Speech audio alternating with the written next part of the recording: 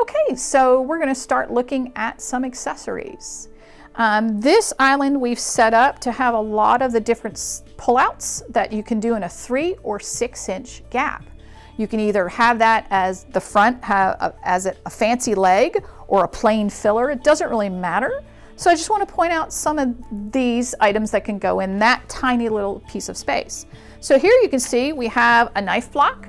This is great if you want to declutter your countertop and keep your knives and your sharpening implements in a safe location. This is very popular and comes in a 3, 4, 6 inch, depending on your cabinet manufacturer, pantry and spice pullout. So you can adjust these 2 middle shelves and you could put spice bottles, your little oil bottles, things like that in here, and have that handy right next to your stove if you wish. This is an interesting one where this is a towel bar.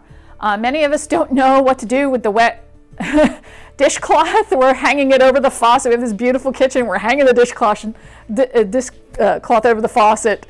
And so this gives a place for your towels and items to dry, your scrubby sponges, things like that. And last but not least, another way to store trays, cutting boards. Maybe if you have just a couple of knives, you could put them in the top. You know, just another method to store vertical items and skinny items here.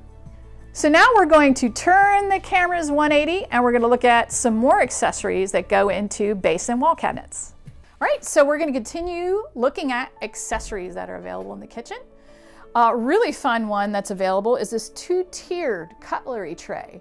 So it actually, for those, you know, thin knives, forks, spoons, not so much your cooking implements, those are a little thick, but a lot of serving implements can fit in the 2-tiered, and it has 2 little sections that slide back and forth. People love this one. Another great one is the area where the little pegboard with the inserts, where you can change these around and store pots and pans, pot lids. This is great for dishes. There's a lot of aging in place design that is done where dishes are now being placed in drawers or at a lower level. So if someone's wheelchair bound, they can get the dishes easily. I actually have this in my home and I absolutely love it. One of the other accessories is the rollouts. There's many different kinds of rollouts for pots and pans, dish storage, etc. You can place these in almost any base cabinet.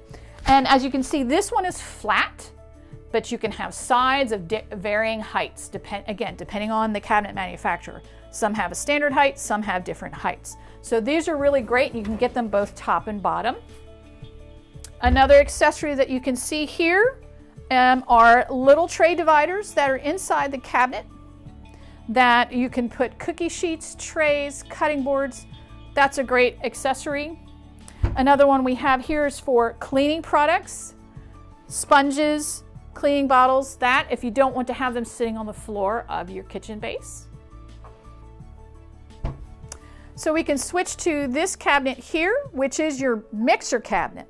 So if you want to have your big mixer stored in a cabinet and not on your countertop, but they're very heavy and you don't want to have to lug that around, you can sit your mixer on this and it can raise up and down and lower and store in the cabinet. We can put an outlet in the cabinet, you can leave it plugged in and it locks into position when it comes up. So that's a great little implement. It also comes with a rollout drawer in the bottom where you can store the additional mixer implements.